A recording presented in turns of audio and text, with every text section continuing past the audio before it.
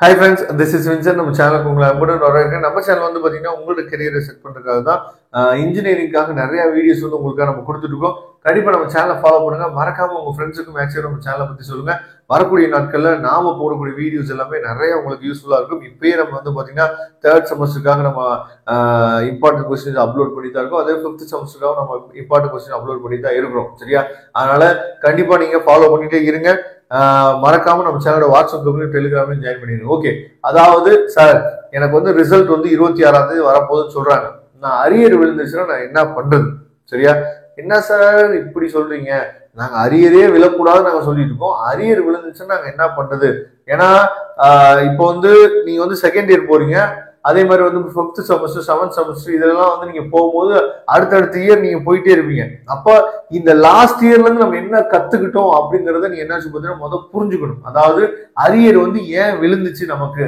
ஏன்னா எப்படி இருந்தாலும் அரியர் விழுவதற்கு வாய்ப்புகள் வந்து நிறைய பேருக்கு இருக்கும். அப்ப அடுத்த செமஸ்டருக்கு நம்ம எப்படி வந்து இப்பவே நம்ம மூவ் பண்ணி நம்ம கொண்டு போறது, அதுக்காக தான் இந்த வீடியோ வந்து நம்ம அப்லோட் பண்ணிருக்கோம். சரியா?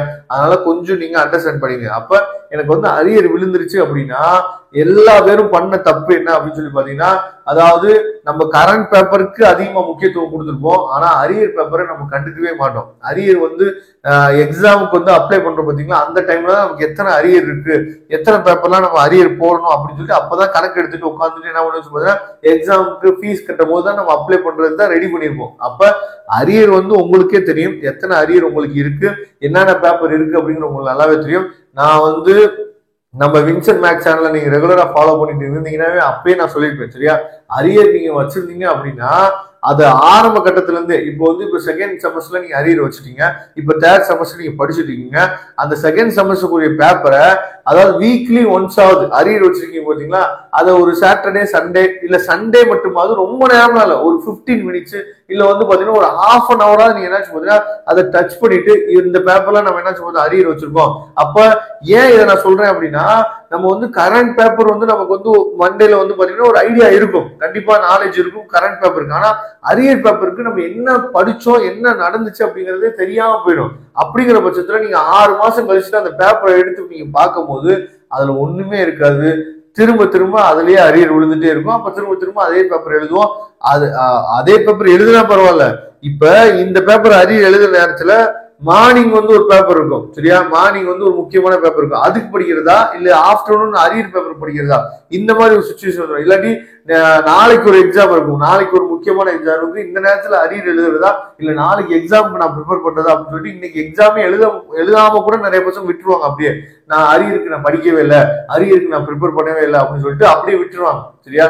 இந்த மாதிரி சுச்சுவேஷன் எல்லாம் ஃபியூச்சர்ல நமக்கு வரும்.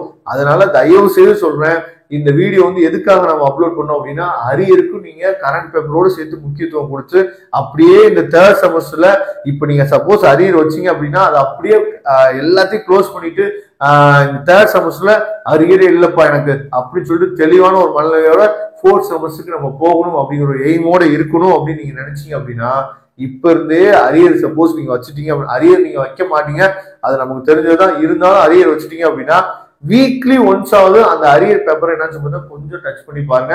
அப்பதான் உங்களுக்கு ஒரு ஐடியா கிடைக்கும் உங்களுக்குள்ள.